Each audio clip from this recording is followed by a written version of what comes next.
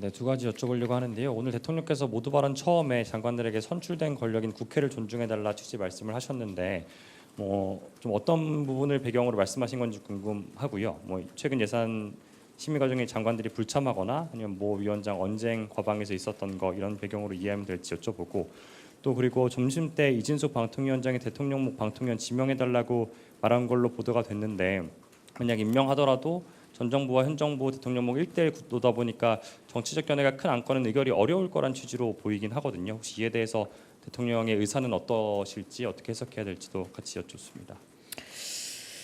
그 대통령께서 당대표 시절부터 후보 시절 때도 계속 일관적으로 말씀하신 부분이 선출 권력이 가지고 있는 국민의 선택이란 점을 특히 임명 권력은 존중해야 한다는 말씀을 여러 번 강조하셨죠. 가령 국회에서 대정부 질문 내지는 혹은 상임위 출석이 있었을 때 출석을 가벼이 어긴다라거나 이런 부분들은 단순히 임명 권력이라고 할 수 있을 내각의 일원들이 선출 권력의 요청을 그렇게 가볍게 무시해서 안 된다라는 취지의 말씀이라 보시면 됩니다. 그래서 최근에도 많은 상임위들이 지금 열려서 운영 중인 것으로 알고 있고요. 국회에서 질문들이 있을 때 그런 전반적인 태도에 대한, 그리고 국민주권 정부라는 또 별칭을 가진 정부답게 선출 권력에 대한 존중이 반드시 있어야 한다라는 말씀이셨다고 보시면 되겠습니다.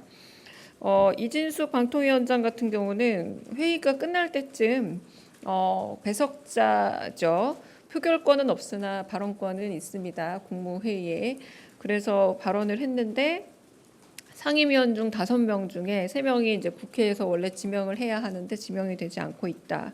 부위원장 1명이 사의를 표명했기 때문에 지금 1명 대통령 몫을 지명해 달라라고 말을 했고, 사실상 방통위원장 역시도 대통령이 지명하는 자리이기도 하죠. 그런데 그런 2인 체계 안에서 1대1의 구조로 나뉘었을 때의 일종의 기량작용이 너무 강화돼서 오히려 아무런 의결이 되지 못하는 것에 대한 대안은 이준수 위원장께서 내놓지는 못하셨습니다. 그런 질문도 있었고요.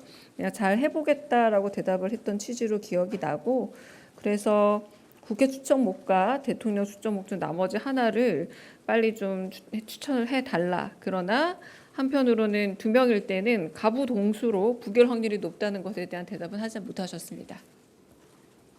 네, 저 TV조선 최민식입니다. 조금 전에 대변인님께서 그 기량작용이 너무 강화됐을 때 대안을 묻는 지적에 대해서 이진숙 위원장이 답을 못했다 이렇게 말씀을 주셨는데, 그 지적이 대통령께서 직접 발언을 하신 건지 아니면 옆에 네, 있던 질문하셨습니다. 그러니까 그 2명이 됐을 때 1대1의 그 상태에서 이 긴장을 해결할 수 있는 방안이 뭐 있느냐라고 물었을 때 그냥 잘하겠다 정도의 답을 주셔서 조금 구체적인 답이라고 보기는 어려운 상황이었습니다. 네. 그리고 하나만 더 꼬리 네. 질문하면